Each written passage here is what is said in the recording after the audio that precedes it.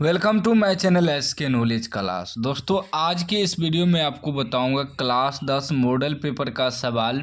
कह रहा है कि द्विघात समीकरण 3y² माइनस 2√6y प्लस 2 बराबर 0 का विविक्त कर ज्ञात करें एवं फिर प्राकृतिक ज्ञात करें। कहने का मतलब है जो समीकरण दिया है इसका पहले विविक्त कर यानी कि विवेचक भी कह सकते हैं, डी बराबर जो निकालते हैं तो पहले विवेचक निकालना है, उसके बाद फिर प्राकृति बताना है, प्राकृति ज्ञात करना है। तो रिक्वेस्ट है इस वीडियो को पूरा लास्ट तक देखिएगा, ठीक ना। पूरा आज आप सीख जाएंगे। पहले समीकरण लिख लेंगे। समीकरण हमें दिया है 3y² माइनस 2√6y प्लस 2 बराबर 0, ठीक ना। अब इसमें देखिए a बराबर हो जाएगा आपका y² का जो भी गुणांक है। देखिए अक्सर द्विघात समीकरण जो होता है x से रहता है, x² x इस प्रकार, लेकिन इसमें y है तो कोई दिक्कत नहीं है, कुछ भी रह सकता है, a से लेके z तक कुछ भी रह सकता है, ठीक ना। तो y² का गुणांक जो होता है वो a होता है, तो 3 है y² का गुणांक, ठीक ना। 3 हो जाएगा a बराबर, उसके बाद b होता है y का गुणांक जो भी है, तो y का गुणांक क्या है माइनस 2√6, ये आपका y का गुणांक हो गया। अगर प्लस रहता तो प्लस नहीं लिखते हैं, लेकिन माइनस लिखना पड़ता है, ठीक ना, याद रखिएगा। उसके बाद लास्ट में होता है अचर पद यानी कि c। अचर पद आपका क्या है 2 है तो 2 हो जाएगा, ठीक ना। यह सब हम इसलिए बता रहे हैं, हम शॉर्टकट भी बता सकते थे, लेकिन आपको बेसिक तरीका से समझाने के लिए हम यह सब भी लिख देते हैं ताकि आप लोग बाद में कंफ्यूज ना हो, ठीक ना। अब देखिए ABC निकल गया, ठीक ना। समीकरण से पहले निकाल लेना है ABC। अब हमें विविक्त कर यानी कि विवेचक भी उसी को कहते हैं, तो विवेचक निकालना है। विवेचक को D से सूचित करते हैं, ठीक ना। तो D बराबर सूत्र होता है B² माइनस 4AC, ठीक ना। B² माइनस 4AC सूत्र होता है D बराबर, ठीक ना। तो B कितना है -2√6 दिया है B, और B लिख दिए, लेकिन यहाँ स्क्वायर है तो स्क्वायर डालेंगे, ठीक ना। बस सूत्र पे बैठाना है, फिर माइनस है तो माइनस डालेंगे। 4 गुना A गुना C, तो 4 गुना A का मान कितना है 3 गुना C कितना है 2 है। अब देखिए ये माइनस का स्क्वायर प्लस हो जाएगा, ठीक ना, क्योंकि माइनस गुना माइनस करते हैं तो प्लस होता है, तो माइनस का स्क्वायर प्लस हो जाएगा, स्क्वायर है ना, तो फिर 2 का स्क्वायर 4 हो जाएगा, ठीक ना।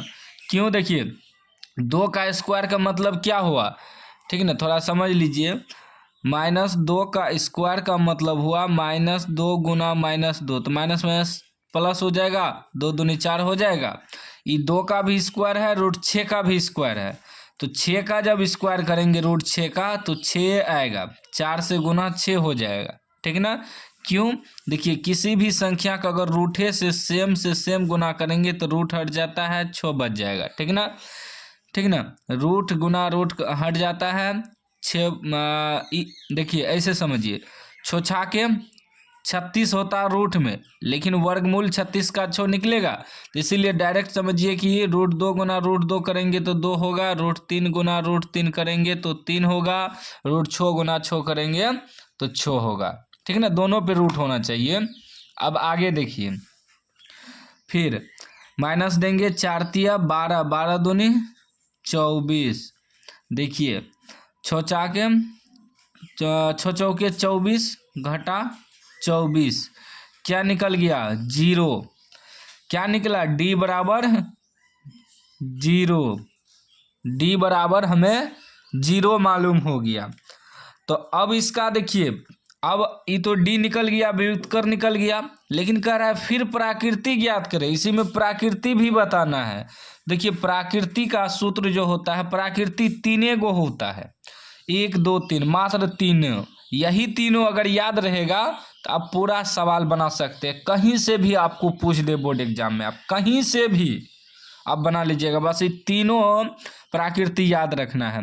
पहला है यदि d बराबर 0 निकल जाए तो मूल वास्तविक और समान होगा। जैसे हमारा d बराबर 0 निकला है तो ये क्या हो जाएगा, लिखेंगे d बराबर 0 अतः मूल वास्तविक और समान, ठीक ना, या बराबर भी लिख सकते हैं। अतः मूल वास्तविक और समान है, ठीक ना, है नहीं हो लिखेंगे तो चलेगा। ये आपका प्राकृति हुआ, इसी को प्राकृति कहा जाता है। अगर सिर्फ डी तक निकाल देते तो आपका विविधकर निकल जाता, विवेचक, लेकिन इसी में कह रहा है प्राकृति भी ज्ञात करने, तो यही आपका प्राकृति हुआ कि लिखने के बाद d बराबर 0 अतः मूल वास्तविक और समान हो जाएगा। क्या हो जाएगा, समान, यानी कि बराबर। दूसरा कंडीशन है यदि d छोटा हो जाता है 0 से तो मूल वास्तविक नहीं होता, या लिख सकते हैं मूल अवास्तविक, ठीक ना।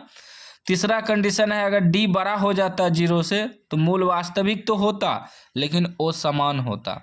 अब d बड़ा कैसे होता 0 से, तो d बड़ा ऐसे होता, जैसे मान लीजिए यहाँ d बराबर 0 निकला है तो यहाँ d बराबर अगर 5 निकल जाता तो 0 से d से बड़े हुआ ना, ठीक ना, 5 निकल गया प्लस में निकला तो d से बड़ा हो गया, ठीक ना, सॉरी 0 से बड़ा हो गया d। अगर यहाँ देखिए d बराबर 0 आया तो d बराबर 5 निकल जाता तो 0 से बड़ा हुआ ना, तो d जो है 0 से बड़ा हो जाता, ठीक ना। 0 से बड़ा हो जाता तब क्या होता, मूल वास्तविक और असमान। d छोटा कैसे होता है 0 से, उसको समझिए। जैसे कि d बराबर निकल गया माइनस में 8, माइनस में निकल गया ना, माइनस मतलब क्या होता है, घटा, ठीक ना, किसी के ऊपर माइनस हो गया तो माइनस में निकलेगा तो d छोटा हो जाएगा 0 से, क्योंकि d जो है माइनस में निकल गया, ठीक ना। तो यही तीनों कंडीशन होता है, यही तीनों कंडीशन में आपको याद रखना है। अब यहाँ कुछ भी हो सकता है, आपका संख्या d कुछ भी निकल सकता है। हम एग्जाम्पल के लिए d बराबर 5 रखे हैं, d बराबर -8 -50 -500 -20 कुछ भी निकल सकता है, ठीक ना।